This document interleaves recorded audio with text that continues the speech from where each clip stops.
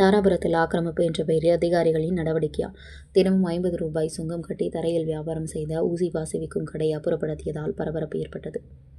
திருப்பூர் மாவட்டம் தாராபுரத்தில் 50 ஆண்டு காலமாக பொள்ளாச்சி சாலையில் குடியிருந்த பழங்குடியின இன மக்களுக்கு தமிழக அரசால் வீடு கட்டி தரப்பட்டு அவர்கள் வாழ்வாதாரத்துக்காக பஸ் நிலையத்தில் தரையில் பழுதா விரித்து ஊசி பாசி விற்று அவர்களுடைய வாழ்வாதாரத்தை இயற்றி வந்த நிலையில் தாராபுரம் நகராட்சி வருவாய் அலுவலர் ராஜேஸ்வரி அடாவடித்தனமாக அவர்களது பொருட்களை எடுத்து அப்புறப்படுத்தி குப்பையில் கொட்டி மிரட்டினார். இதுகுறித்து பழங்குடியின மக்கள் 50 ஆண்டு காலமாக நாங்கள் இங்கேயே கடை வைத்து வியாபாரம் செய்து வந்தோம். தற்போது இடமில்லை என்று கூறுகிறார்கள். ஆனால் நாங்கள் தினமும் 50 ரூபாய் நகராட்சிக்கு பணம் செலுத்தி வருகிறோம். அதை மீறி எங்களை அப்புறப்படுத்த காரணம் என்ன என்று கேட்டபோது திமுக கடைக்காரர்கள் உங்களை காலி செய்ய சொல்லியுள்ளார்கள். ஆகவே காலி செய்து பஸ் நிலையத்திற்குள் கடை வைக்கக்கூடாது என்று மிரட்டியுள்ளனர். இதுகுறித்து காவல்துறையினரும் புகார் அளித்து அவர்களுக்கும் வந்து கடை அப்புறப்படுத்த கூறியதால் அப்பகுதியில் கடை வைத்த 20க்கும் மேற்பட்ட பழங்குடியின மக்கள் கடையை காலி செய்து தாராபுரம் காவல் நிலையம் வந்து மன்றாடி கடை வைக்க கேட்டனர். இருந்தும் நகராட்சி வருவாய்த்துறை அலுவலர் ராஜேஸ்வரி அடாவடியாக இவர்கள் கடை வைக்க விடமாட்டோம், இவர்கள் காலி செய்தாக வேண்டும் என்று கூறினர். இருந்தும் தினமும் 50 ரூபாய் நகராட்சிக்கு பணம் கட்டியும் கடையை காலி செய்ததால் அப்பகுதியில் பெரும் பரபரப்பு ஏற்பட்டது.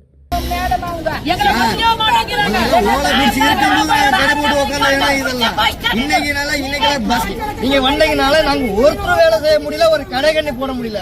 எங்களை நம்பியெல்லாம் புள்ளங்குட்டி எல்லாம் வச்சிருக்கிறோம். நாங்களாம் ஊசி பாசி விக்கிறோம். இந்த வண்டியை வச்சுதான் நாங்க 4 பேரை பாக்குறோம். சரிங்களா? பொம்பளைங்க பாசியை உடைச்சாதான் அந்த வியாபாரையும் பார்க்கணும், பாசியும் உடைக்கணும். அப்பதான் சார் வியாபாரமே எங்களுக்கு வந்து 4 கஞ்சி குடிக்க முடியும். இங்க இருந்து அவங்க அடிச்சு பாருங்க சார், இங்க பாருங்க சார்.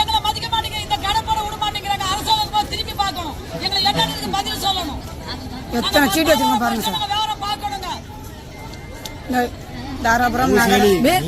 ஒரு நாள் மிஸ் ஆகாது சார்.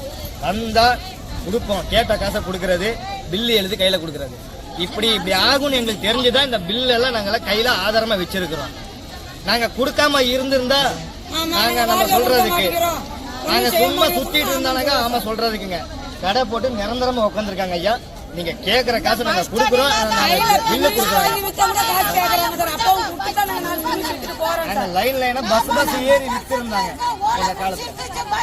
இப்படி எல்லாம் எங்க போகணும், இதுவும் சம்பாதிக்கணும். எப்படி பொழிக்கிறது? நாங்க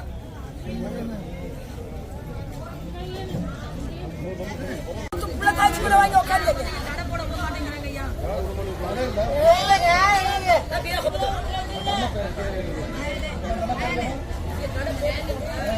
இங்க கடை போட வேண்டாம், இங்க கடை போட்டா இந்த திண்ணை இடிப்பேன், நீ எப்படி கடை போடுவேன்னு நானும் பாக்குறேன் சொன்ன அப்படிங்க. அப்புறம் இந்த திண்ணை ஓடிப்பேன், இல்லைன்னா வண்டி தள்ளிட்டு போய் நான் குப்பை மேடல போட்டுடுவேன், இல்லன்னா வண்டி தள்ளி போய் அங்க வச்சுட்டு வண்டி இங்கதான் நிப்பாட்டி போனங்க சார். இங்க இருந்து தள்ளி போய் அங்க வச்சுட்டாங்க சார். நாங்க ஒண்ணுமே அது வந்து இங்க கடை போடக்கூடாது சொல்லி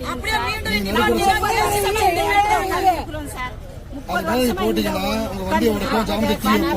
கடை போட்டீங்கன்னா இடிச்சு தள்ளுவோம், உங்க ஜாமான் தீ வச்சு கொளுத்துருவோம், இங்க வராதீங்கன்னு சொன்னா வரக்கூடாது. சின்ன சின்ன பிள்ளைங்க இங்க உட்கார்ந்தாங்கன்னா விட மாட்டேங்கிறாங்க. போயிட்டு உட்கார்ந்தாங்கன்னா தூக்கிட்டு சொல்லி தண்ணியில மேல ஊத்துறது. அந்த சின்ன பிள்ளை மேல தண்ணியில ஊத்துறது. அடிக்கடி மிரட்டுறாங்க. இது எங்க தங்கச்சிங்க வந்து மிரட்டுறாங்க. இங்க கடை போடாத, யாரும் பார்க்காத, உன்னை யார் வர சொன்னாங்க? தூக்கு தூக்கு தூக்கு.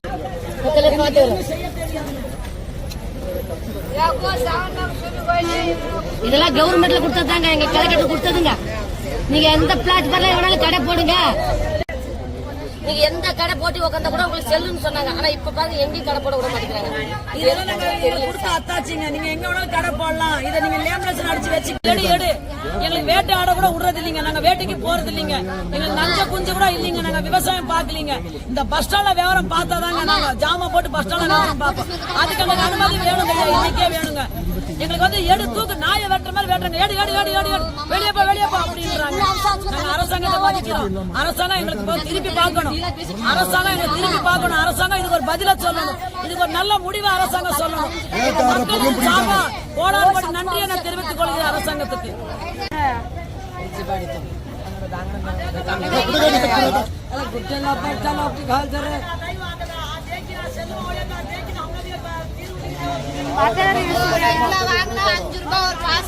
ஒரு பாசி கட்டினதுக்கு எங்களுக்கு ஒரு பாசி ஒரு நாளைக்கு 5 பாசி கட்டதா 25 ரூபாய் வரும். 25 ரூபாய் வச்சுக்கிட்டு உட்காந்து சத்தம் போடுறாங்க, இது போடுறாங்க. வேற எங்கதான் போறாங்க? எங்க இந்த மசாலா கடைக்கு போனாலும் குடிக்கிறாங்க, அங்க குடிச்சிட்டா காசு கேக்குறாங்க. அதுவும் பண்ணக்கூடாது, இதுவும் பண்ணக்கூடாது. நாங்க எங்க போய் போறது? போய் சாவரதா ஒண்ணுதான் மிச்சம் எங்களுக்கு. போனாலும் அவங்க அந்த பக்கம் இந்த பக்கம் குடிக்கிறாங்க.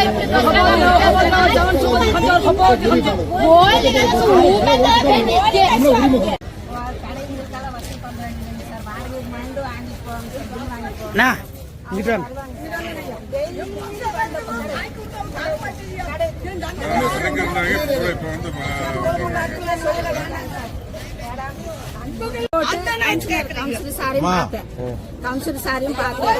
அப்புறம் தலைவரும் பார்த்தேன்.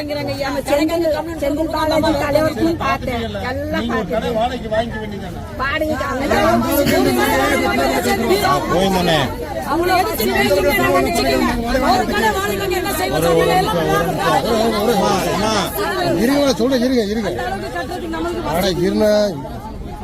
சார் நம்ம அன்னாரு காட்சி சார்.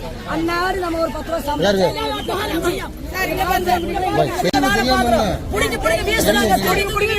ரொம்ப அநியாயம் பண்றாங்க சார். எங்களுக்கு ஒரு நல்ல வழி காட்டுங்க சார்.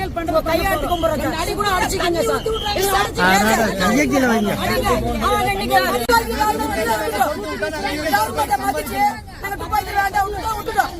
இது கூட விற்கவான்னு சொன்னதா உங்க கையால கொஞ்சம் மருந்து வாங்கி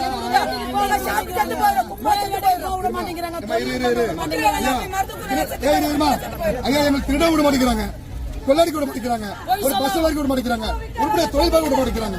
அரசாங்கம் சொன்னாங்க துப்பாக்கி விட்டுருங்க, வேட்டை விடுங்க, வேட்டை விட்டாச்சு, எல்லாத்தையும் விட்டாச்சு. அரசு நம்பி வேட்டை வேலை பிடிக்கிறாங்க. அரசாங்கத்தை மதிக்கிறோம், நாங்க அரசாங்கத்தை மதிக்கிறோம், நாங்க பெரியவங்களை மதிக்கிறோம். நாங்க வேட்டை பார்க்க வேண்டாம், வேட்டை பார்க்கல விட்டுட்டோம். கஷ்டம் வியாபாரம் பண்ணி சாப்பிடுங்க. ஒண்ணு திருட விடுங்க, இல்ல தொழில் பார்க்க விடுங்க. அரசாங்கம் திரும்பி பாருங்க, எனக்கு ஒரு நல்ல வழியா காட்டுங்க. இன்னைக்கு ஒரு நல்ல தீர்வை காட்டுங்க. உருப்படியா திருட விட அரசாங்கம் கொடுத்ததுங்க, தொழில் பார்க்க சொல்லி கொடுத்ததுங்க. பாராட்ட மாட்டேங்கிறாங்க. எங்க பொருளை தூக்கி தூக்கி வீசுறாங்க. அவங்க கடை வேண்டாம், நாங்க தரைக்கடை போட்டு பொழைக்கிறதுக்கு அனுமதி வேணும். தரைக்கடை போட்டு பொழைக்கிறதுக்கு அனுமதி வேணும். அப்படி எங்க பிள்ளை சொல்லி வளர்ப்போம். இல்ல திருடுங்க, கொள்ளடி சொல்லி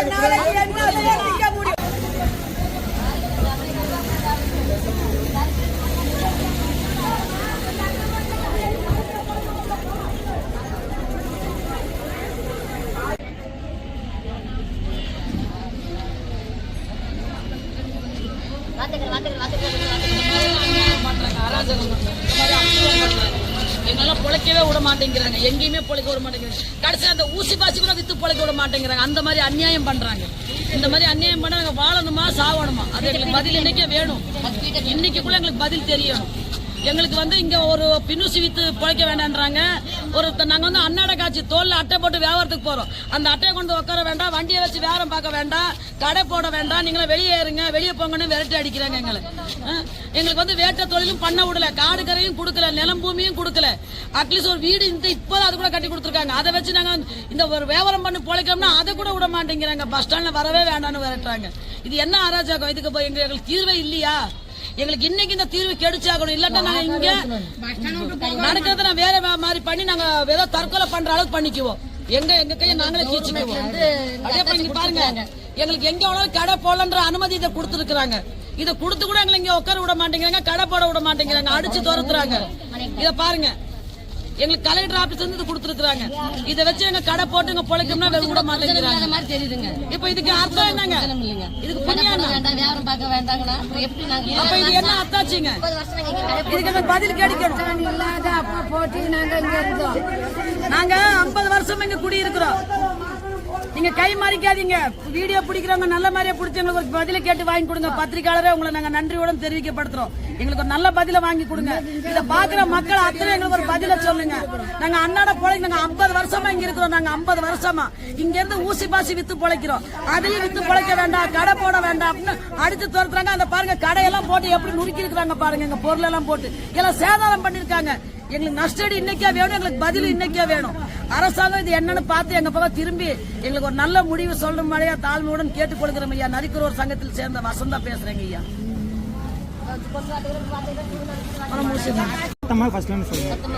20-30 வருஷமா இதே இடத்துல கடை போட்டுருக்கேன் சார். எங்க தலைவர் எங்க மாமனார் காலத்துல இருந்து இங்கதான் உட்கார்ந்து இருக்கிறோம் சார். அப்புறம் எங்களுக்கு போ இடையில வந்துட்டு போ எடு தூக்கு அப்படி இருக்கும்போது நான் எங்கெங்க சார் தூக்கிட்டு போறது? நீ தூக்கலன்னா இந்த இடத்துல ஜேசிபிட்டு ஓடிப்பேன், இல்லாட்டி நான் வண்டி தூக்கிட்டு போய் குப்பை மேட்டில் போட்டுருவேன் அப்படின்னு சொன்னாங்க சார். சரிங்க சார், நான் மன்னிச்சு மேடம் நான் எடுத்துக்கிறேங்க மேடம், நான் தள்ளி வச்சுக்கிறேங்க மேடம் அப்படின்னு சொல்லி 2 வாட்டி தள்ளி விட்டாங்க மேடம். சரி ஒரு தடவை வருவாங்க, ஒரு தடவை 2 தடவை மிரட்டி விட்டுட்டு போயிடுவாங்க. இந்த அம்மாவை தொடர்ந்து ஒரு நாளைக்கு 2 டைம் வருவாங்க, 2 டைம் துரத்தி விடுவாங்க சார், துரத்தி விடுவாங்க சார். என்னதான் பண்றதுன்னு தெரியல சார். நான் யார்கிட்ட தலைவர்கிட்ட போய் பார்த்தாச்சு, சப் கலெக்டர் போய் பார்த்தாச்சு, சேர்மேன் கிட்டையும் போய் பார்த்தாச்சு. எல்லாரும் பேச்சு அந்த அம்மா கேட்கற மாதிரியே இல்லைங்க சார், கேட்கறதே இல்லைங்க சார்.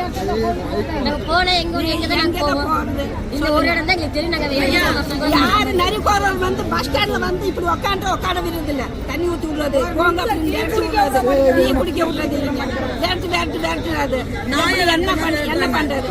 இந்த பஸ் ஸ்டாண்ட் ஓபன் ஆயிடுச்சுன்னா நரிக்கோரல்களுக்கு உள்ள விடவே மாட்டோம், இறங்கணுமா அப்படியே விரட்டுவோம் அப்படின்னு சொல்லி இருக்கிறாங்க. நாங்க எங்க போறது? நரிக்கோரல் ரோட்ல இறங்கி ரோட்ல அப்படியே போயிருந்தோம் நாங்க. உங்க பேரு?